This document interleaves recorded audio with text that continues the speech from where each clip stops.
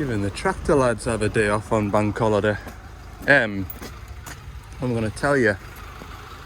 I'll tell you when I get through this gate. Get this gate open. Get through here before that starts going down. There we go. Right. Today. 140.02. So I'm gonna strip the cab out. That's the plan anyway. Just for that hot water tap.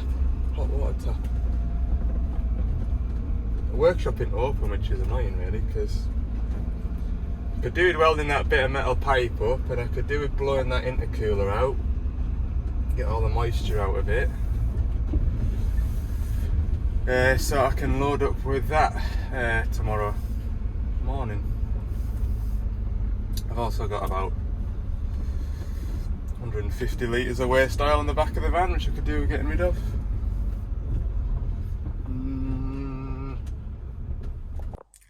10:30 now. Should have done a time lapse, shouldn't I, of me writing out all my blooming job cards and all that carry on.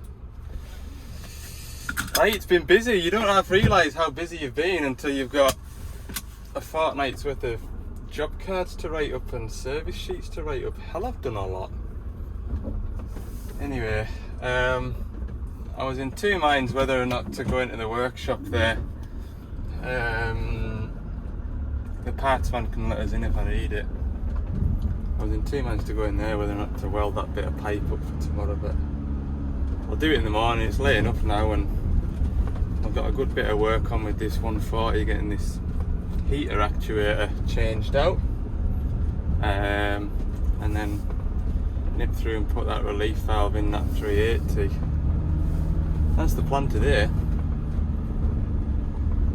So I'll get them jobs done. I'll do me pipe in the morning. Right, we're here. Nice, quiet, empty building site, all to myself. Hooray. I'd be in a better mood if it wasn't for what I'm doing to this machine. I can't wait for this. Anyway, we'll get it onto some clean ground and be alright, won't it? It'll have to be. Bloody hell, that house is gonna have 2 swimming pools. Some fancy folk living in this area, I tell you. 2 swimming pools. Must be some money about. Okay, I've sort of mucked the cab out. So what am I doing today? Show you. I'll just turn the fan speed down. You can hear me. That right the way down, yeah. So we came to this machine about 3 weeks ago to service it, and they complained that the air conditioning wasn't working. And what it was is this hot cold tap, so you've got coolant going through here into the heater matrix. And to warm the cab up, you let more coolant into the heater matrix, and to cool the cab down, you stop the coolant going into the heater matrix by this tap here. This tap's normally got a metal arm attached to it, and that metal arm is attached to the heater actuator, which, where's the camera on this? Over in that corner. That's it, sort of down there. But anyway, when I alter the temperature, that actuator is not responding. Yay. So, to get it said actuator, we just take the belly plate off, and there's an inspection plate there where we take 2 bolts out, we take 2 screws out to hold the actuator on, unplug it, replace it with a new one, and go home. No, that's too easy. Too easy, no. The only way to access that actuator is by lifting this metal box off. To get this metal box off, we need to take the seat out. Then we need to, what do? Then I take the seat suspension piece out and suspend the joysticks off a ratchet strap. Pull that metal box out. I'm hoping I don't have to, but I might have to discharge the air conditioning system, take the pipes off, lift the heater box out, just to take 2 screws and undo a plug. I know, it's a lot of work, isn't it? Yeah, it is, yeah. Ah, it's a lot of work, yeah. That's why I left it for a day like today when there's nobody on site, there's nobody on wanting the machine. I won't be in anybody's way. And then most of the ripping gets done from behind the seat as well. Oh yes, I know how to enjoy myself on a bank holiday. So anyway, what I did to keep the machine cool, because it's summertime and we need a lot of air conditioning to keep us cool, is I manually turned the air conditioning tap off. The heater tap off, so there's no coolant going through it at the moment. And I took the arm off, just in case that heater actuator decided it was going to come back to life and blow red hot again. So let's I have absolutely no notion to do this today, but I'm gonna have to rip it apart. Ta-da! Seats out. Oh yes, it's raining. As if it couldn't get any worse. Then the next job is remove these 4 bolts, and that basically disconnects the suspension from the consoles here. And then what we do is we let all the air out, and that drops it down and out, and then take the runners off and slide the suspension piece out, and that should stay in situ. Okay, 4 bolts out, and just give it a little bit of a tweak. I want it right out my way really, but pretty sure that'll be fine. Let the air out. It should fall away from. I think I want all the air out now. I should maybe take the runner bolts out. I'll take the runner bolts out just in case. They're nice and handy to get to. Yes, nice and handy. Handy and nice. We've just had a good shower of rain. Used my common sense. The wind's blowing from that way, so I've parked my van like that and I've parked the machine like this, so I'm actually still dry. Who'd have thought? August bank holiday, it'd be raining. Anyway, this bit's out now, so we can start to see what we need to take off. I was about to lift that one handed, but I'm not going to bother. That needs to come off, and then that needs to come off. There's this bit of duct in here that needs to come out. There's a couple of plugs around the back of here that needs to get undone. I have shot my airline in here because there was a good inch of dust about. Should have seen under the floor. I didn't bother showing you because it just gets some of you really upset. So yeah, keep ripping out, keep ripping. Okay, so we've got various ducts. Felt like a difficult word to say. Various bits removed now. We've got this bit removed because it was just overhanging this corner. It's only 2 screws. I thought I'll get it out of my way, then I'm not fighting with it. We've got this one here removed, which is got the built-in actuator there, which opens and closes to allow airflow up to the back of the driver's seat. So that's all disconnected. The wiring harness, you can see I've just tucked inside the metal box. I've just got that bolt there to remove. Same at the front. And when I lift it up, I need to disconnect the emergency stop switch, because that's the only thing that's attached to this now. Got an ambient air temp sensor here, which sits underneath that cover. That's your in-cab temp sensor. I must remember to plug that back in, or my aircon will be doing all sorts of funny things. Yeah, go and get a 17 for me whiz popper. There's my emergency stop switch, goes all the way up, along and out in that back corner there, so I must remember to plug that back in, because I didn't think that plug was related to the AC system. So you can see a bit better now that it's this actuator here I need to be at.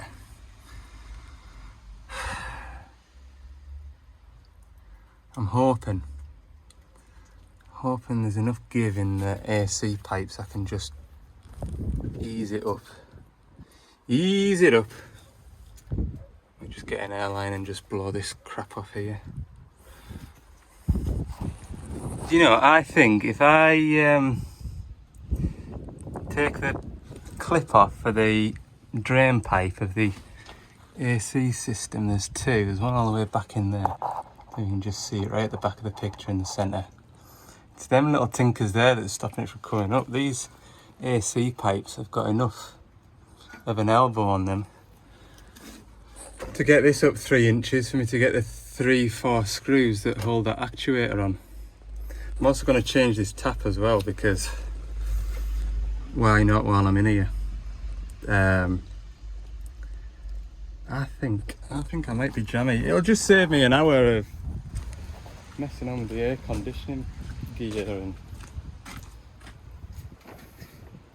I know it's only 4 extra pipes, but it's getting the air conditioning gear all set up, taking all the gas out and then vacuuming the system and then putting it all back in again.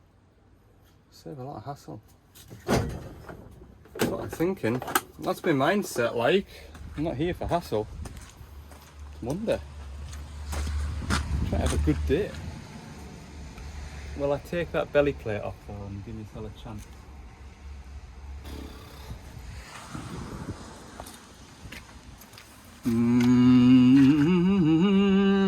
These pipes here, that one there and that one there, the clip that holds them on needs moving. I need a spade though.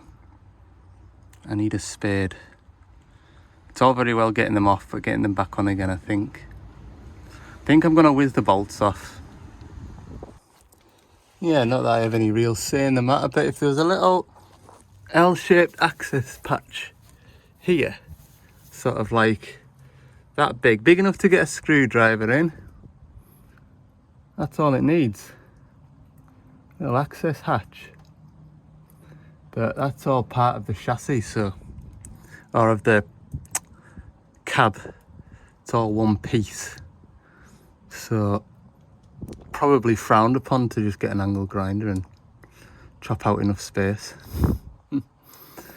Anyway, it's these doodads here, I think, that are giving me problems. There's one. That can go on the floor, I don't care. I don't care today. Of course, this clip is pointing the opposite direction to where anybody can get a set of pliers onto it. Why did it do that? The cab will have been built separately to dangle over the machine when it was built. So those clips pointing sort of that way would have been reasonably handy, I would imagine, with the cab off. Maybe them.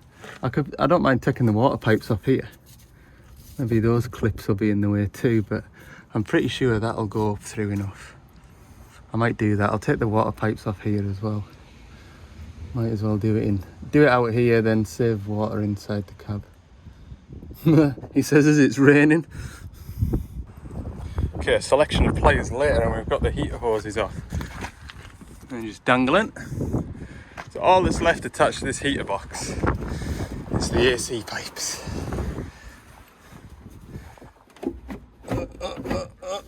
That'll do me grand. A little bit more would be lovely, but we'll not. We'll see. I might try it with 2 hands, just a touch more. It'd be just what I need, like. Just what I need. There we go. I'm sure I've done this job before where I've taken the aircon out of it and thought didn't really need to do that. So I'll unplug in. Yeah, you can see that all it is a little plastic gear in there and a little motor with another little plastic gear, and it's probably stripped the teeth. But sometimes these heater valves, hot cold valves, seize up a bit, but I can turn that by hand, no bother. But like I say, I'll change it anyway. I've got the heater hoses off, so. Right, I think I'll get a screwdriver. Yeah, see in there, look. show you in here. See that there? That's a little door that directs airflow. You can see why these ones aren't bad to get to. There's two motors under there that direct the airflow, but you can see if a stone or something gets stuck in there, then it's stuck in one position and it just goes click, click, click, click, click, click, click. This whole aircon box is normally behind the seat underneath the EPOS on the conventional 140s. It's only the LCRs that have it underneath the seat. But yeah, sometimes, you know, when I get into a cabin, there's just like a click, click, click, click, click noise. It's one of these actuators struggling to shut the door because there's crap in it. Yes. Right, come on, let's get this plug off, let's get this motor off, and let's get it all swapped over. There we go, we're getting on quite well. The only thing I was going to say is I presumed one or the other would come with this little actuator arm. Neither did, so it's a good job I didn't damage this when I stripped it all out. It is. Pop that in there. I'll put the actuator on first and then I'll fit this.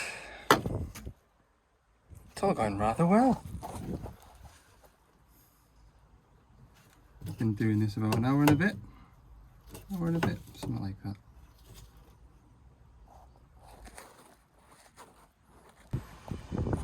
There we go. Now, it would be foolish, it would be negligent not to try that before I put everything back together. And yeah, I am going to do my best to try and get some of that junk out of there before I put it all back together. But let's just make sure our hot and cold tap works. Ugh. It might make a bit of a strange noise when I turn the ignition on just because the fans aren't sitting level. We'll see in a minute. Oh look, it's doing stuff. That's because it's set to cold, I think. Set to 25 degrees. Let's turn the temperature up. There we go. Full blast temperature. Turn the temperature down. We can all agree that is a good thing. Right. I'll get some of that crap sucked out of there and then we'll get it sat back on its head. I'll maybe put you on a time lapse so I can find somewhere good for you to sit. You can watch me squirrel away really fast. Back together. All plugs. I'm going to double check with you guys, but that one's back together. Stop switch is back together, never touched that one. In-car temp sensor plugged back in. That actuator's plugged in. The only plugs I haven't done is obviously for the air seat and there's a Deutsch plug here somewhere. That's for the seat belt. So I'll go and get my suspension unit. I did promise you a nice little time lapse, but A, I forgot, and B, can't be bothered trying to find somewhere to balance the phone, and to be fair, you'll just see the back of my head. Right, I've still got all stuff to put on underneath, but build the cab up while it's dry. It doesn't really make sense, work outside when it rains, but I mean, like putting all the seat and everything back in, I don't want a wet seat and that. Right, two-hander, let's get this lump shoved in underneath that joystick frame.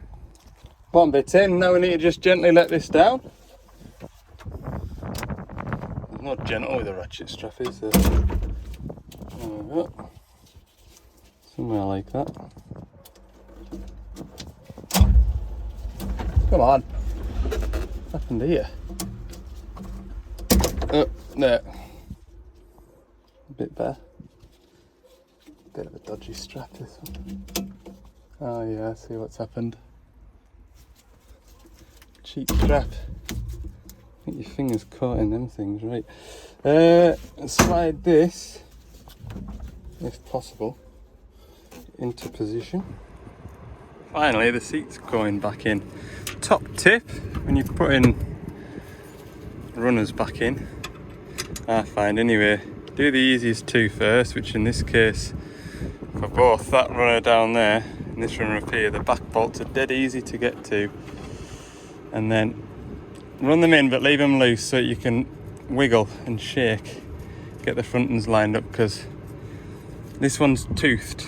This one isn't, so this one can slide about all over the parish, and if you try to do that in an awkward position, these two aren't too bad, but these two here, that's all the space that you've got. Yeah. Run these ones down and then tighten them, and then tighten the back two, then everything's all lined up and you've still got manoeuvrability. Bloody sun's coming out, look. Hello, sun. Oh, time and all, I would say. Speaking of time, I am starving. Must be getting on towards 1:30. Hellfire. 1:45. I've only got 10 minutes left, 2 pipes underneath, and the belly plate and the side cover. Be done in no time. The biggest fight, it's always a fight, isn't it? Putting cab flooring back down, putting the cab mat back in. I hate doing it. It's tight. I'll have a spot of lunch, and next job is 20 minutes away if we have a bad run, like that relief valve on the 380. Yeah.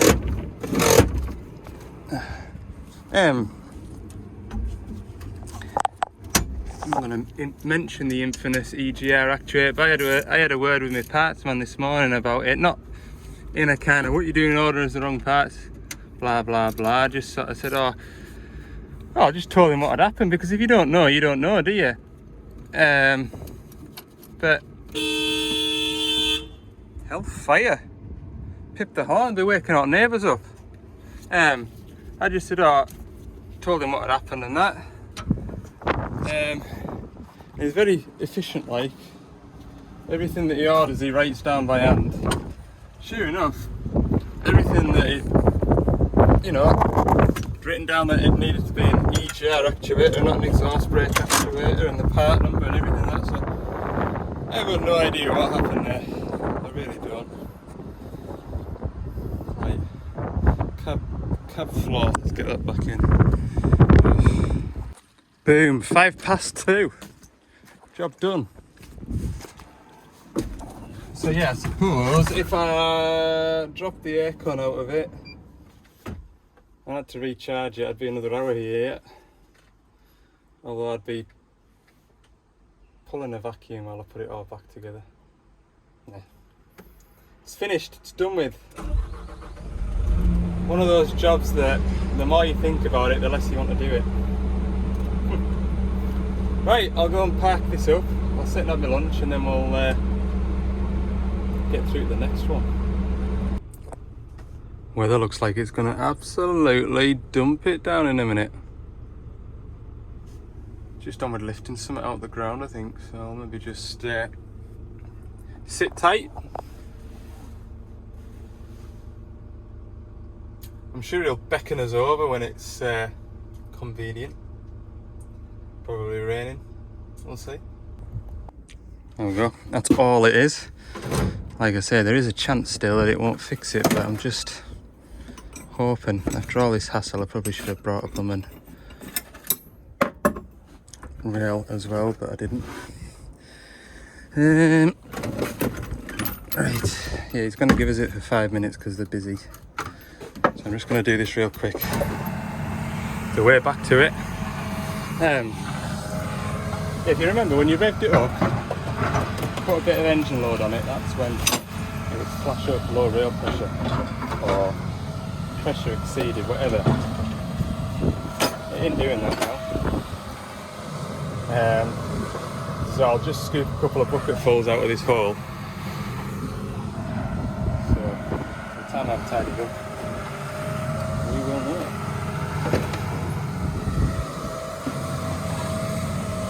Hellfire, that thing can shift some stuff, watch it. some machine for draining a field, isn't it?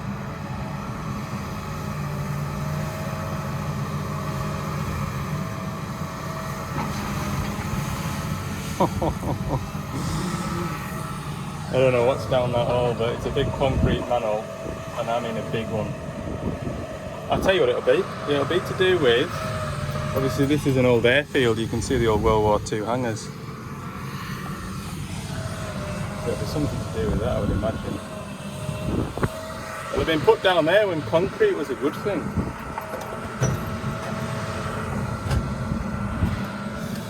Right.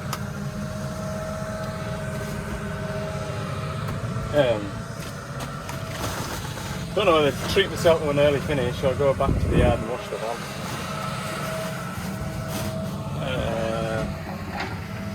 I'll decide. Right, it's back on. Damn it. Now I can do here. Busy.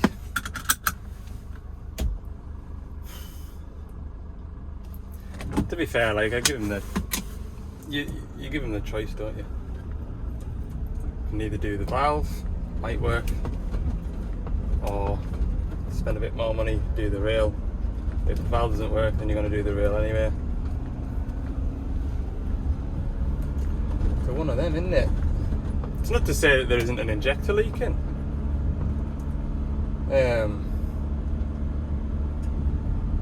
Or an injector fault. Remember, the error code that's there is telling me that it's, in layman's terms, there's leakage either between the high pressure fuel pump and the rail, or between the fuel rail and the injectors. There's no visible leaks, as in from pipes.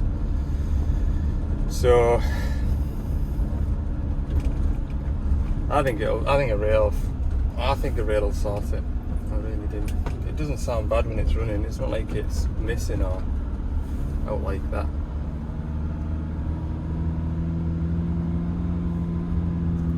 Can you tell I don't like admitting defeat? I would much rather stay there and try and work on. It's Tuesday, but I'm just gonna quickly film a different outro to this video because on reflection I was a bit down in the dumps about it. So that rail relief valve, I said it before and I'll say it again, it's a 50-50% chance whether or not it works, and in my experience it's more like 30-70 in favour of it not working, so it's not a great surprise that it's not working. If I could have had another 20 minutes, half an hour with that machine, I would have just pulled the pipe off the end of the rail just to prove that it is still leaking, and that a new rail is required for it. The customer was talking about taking injectors off and getting them tested. I said, let's not just rush into that, but in the same breath, I'm away on holiday now for a little while, so whatever happens, happens, I suppose. But anyway, I think I'll go back to that 380 when I get back from my holidays, pull that rubber pipe off, blank it off, start it and run it and see if that rail's still leaking. I think it will be. Anyway, thanks for watching. I'll get on to today's video now, which is Tuesday, so the last day today. See you in the next one.